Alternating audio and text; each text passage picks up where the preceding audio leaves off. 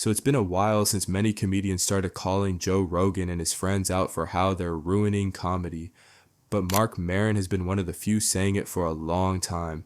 And things got serious when he went on the Bad Friends podcast and finally said it out loud on a big platform in front of two guys who are very close to Rogan's circle. That moment blew up fast. Clips went viral. But the thing with Joe, yeah, is I don't know that we have a lot to talk about because of my idea of what he's done to comedy. Sure. And I don't think it's great. I think that it's tribalized, and I think that, he's created a sort of army of people that think they know comedy, but they only know a specific thing, and what they think is good is not necessarily good. It may be what they're like. Joseph Rogan? Yeah, he's out of Texas. Oh, Texas. Got it. Yeah. I got it. Got it. Yeah. You love Austin, don't you? He's running half the planet out of Texas. Yeah. He's got a tight hold on the enlightened meatheads. Dude, Maron's disdain. It's not disdain. It's reasonable criticism. Reasonable criticism. Yeah.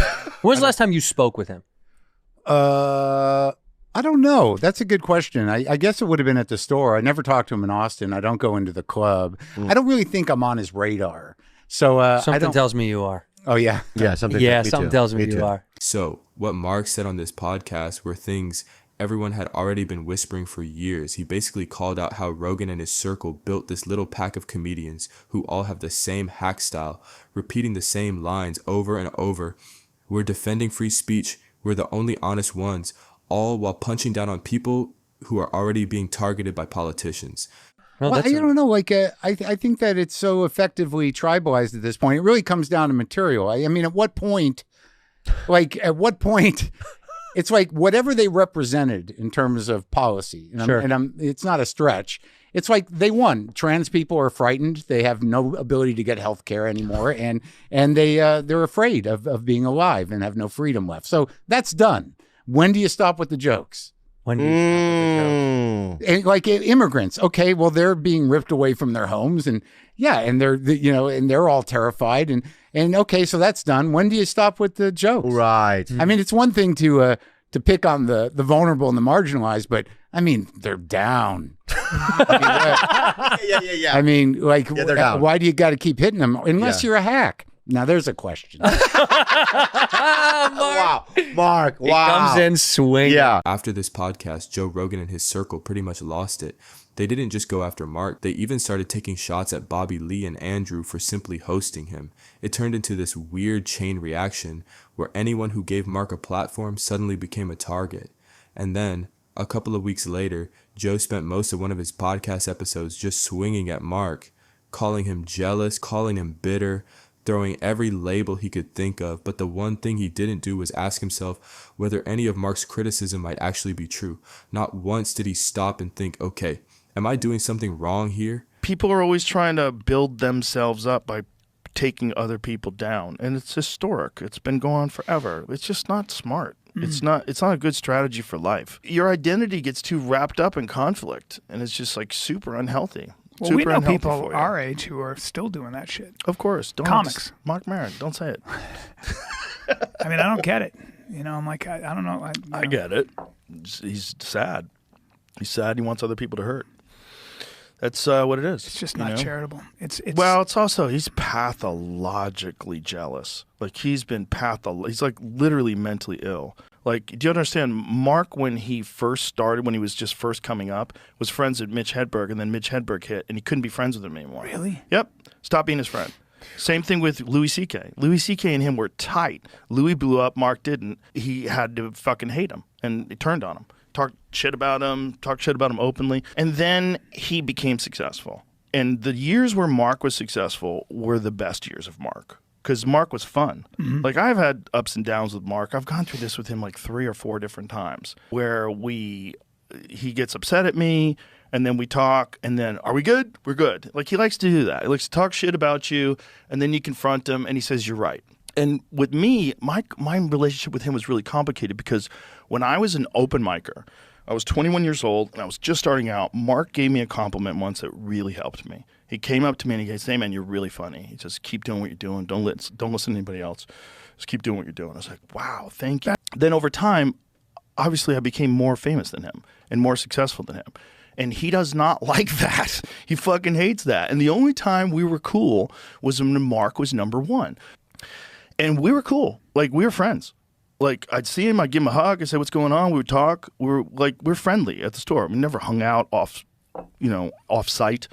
But we were friendly. Like, we had pushed all the beef aside, and he even did my podcast. We had a great time. Do you notice how Joe's whole response basically comes down to one thing? He's just a bad guy who got jealous because I became more successful than him.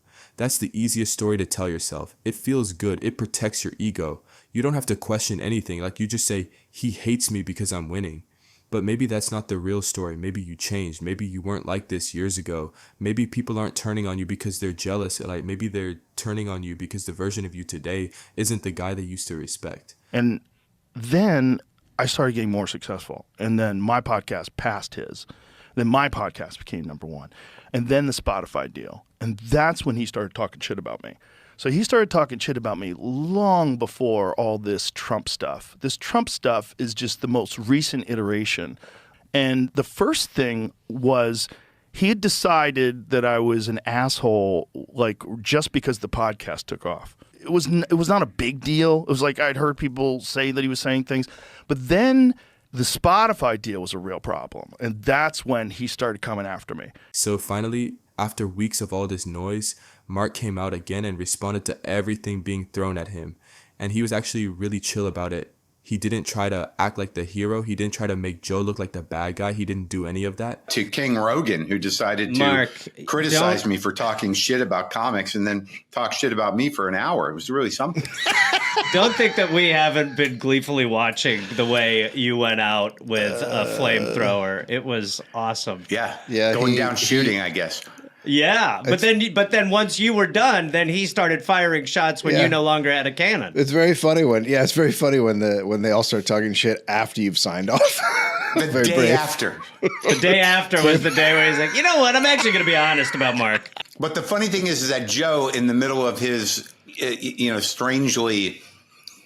Yeah, the funny thing about that was that he did research. It was not off the cuff. Like he took some time to go through the history of me, and look at and some of it, like, he said I was sad. He said I was, I think, selfish. He said I was jealous. These are real surprises to a lot of my fans. But the only thing that upset me is, like, some of the research was off, and it, which is indicative of people who do their own research in general. But, like, I got upset with some of the facts because they were not real. Everything he said, that's fine, but a couple of the facts were off. I mean, that's pretty much Rogan's show at this point. But my basic problem is, like, look, whatever my problems are with, certain comics in terms of what they do, like that, I still believe, you can do whatever you want. But there was this idea that there was this large tribe, the great monoculture of free thinkers, where, deciding what comedy was or what good comedy is. And because there's so much, noise coming from them, it was just starting to be annoying because it's completely subjective, and their groupthink on it was, at best boring. When the person you're bullying is crying and saying, okay, that's usually when you stop. That's right. If you're a professional bully. And this is kind of what makes Mark different from them. He's been saying the same things for years. He doesn't switch up. What he believed 5 years ago is pretty much what he believes today. But Joe Rogan and his crew, they just follow whatever wave is popular at the moment. When it was cool to bash immigrants and hype up Trump, they were all over it. They pushed it hard. Now that people finally see how bad all of that was, they're backing away, acting like they never supported it, like they didn't help boost Trump when it actually mattered. People that, like, they'll DM me and be like, you see what your boy's doing? You voted for this. I'm like, I voted for none of this. He's doing the exact opposite of everything I voted for. I want him to stop the wars. He's funding them. I want him to shrink spending, reduce the budget. He's increasing it. It's like everything that he said he's going to do, except sending immigrants back. But Mark was calling them out even back then. While everyone else was cheering them on, he was already saying, this isn't it. I have peers, people in my business who were single issue Republican voters, and their issue was twofold. I mean, they were anti-woke, against any policy or language that could help the vulnerable get a leg up, and God knows that makes sense. So, but they also were very worried about their free speech. They didn't want their free speech to be infringed upon, which it never was. I mean, they'd say things and there'd be cultural pushback, and they were like, that shouldn't be allowed. But ultimately, all they really wanted was to be able to say the R word with impunity. That was why they voted. But along with that, comes the collapse of the federal government, the destabilization of the global economy, tens of thousands of people being deported to places they might not have even come from, the actual suppression of speech and rights of LGBTQ people and women. Yeah, and this is exactly why people are starting to turn away from Rogan and his whole circle. So yeah, if you want more updates and breakdowns like this, make sure to subscribe to the channel.